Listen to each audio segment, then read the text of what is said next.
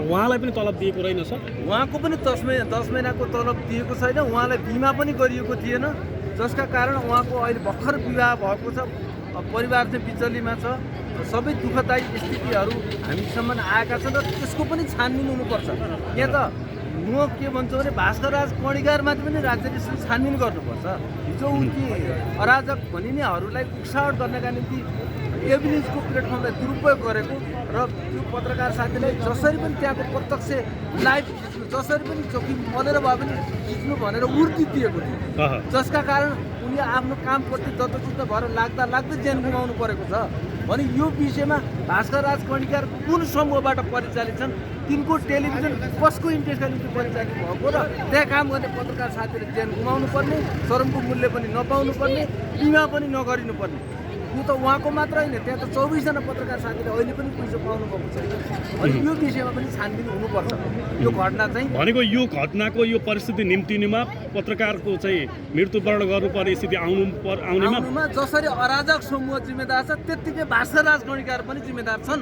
उनले जसरी पनि त्यो लाइभ खिच्नु, जोखिम मलेर भए पनि खिच्नु भन्नु, अघिल्लो 2-4 दिन अगाडि चाहिँ स्टेटमेन्ट जारी गर्नु, राजावादीहरूको पक्षमा एउटा खालको माहौल क्रिएट गर्नुपर्छ, प्रचारको भूमिका खेल्नुपर्छ भनेर जसरी उहाँले चाहिँ केप्टी निकाल्नु भएको छ, जसरी उहाँले बोल्नु भएको छ, त्यो हेर्दाखेरि त सुनिश्चित तरिकाले पत्रकारहरूलाई बिचमा पार्ने। भनेको मिडिया मालिकहरूको दबावमा अहिले पनि पत्रकारहरू छन्। एकदमै मिडिया मालिकहरूको चेपुवामा, मिडिया मालिकहरूले शोषणमै छन्। ठेक्का लिन्छन्, एक किसिमको पैसा खान्छन्, त्यसको दबावमा पत्रकारहरूलाई पार्छ। एक्ज्याक्टली भास्करराज कणिकारले ती राजावादीहरूबाट कति पैसा खाएका हुन्, कति सम्पत्ति खाएका हुन्, त्यो सम्पत्ति आफू खाने र पत्रकारहरूलाई ज्यान जोखिममा पार्ने गरी रिपोर्टिङमा पठाउने र त्यो अराजकहरूको भिडमा चाहिँ ज्यान फाल्न बाध्य पार्ने भास्करराज कणिकार मुख्य जिम्मेदार हो। यो विषयमा चाहिँ छानबिन होस् र उनीमाथि कारबाही पनि होस् र उनले क्षतिपूर्ति पनि पाउनु पर्यो, श्रमको मूल्य पनि पाउनु पर्यो। किन बिमा गरियो होइन? उहाँले त लगभग 76 सालदेखि एभिडेन्समा कार्यरत हुनुहुन्छ सुरेशजी।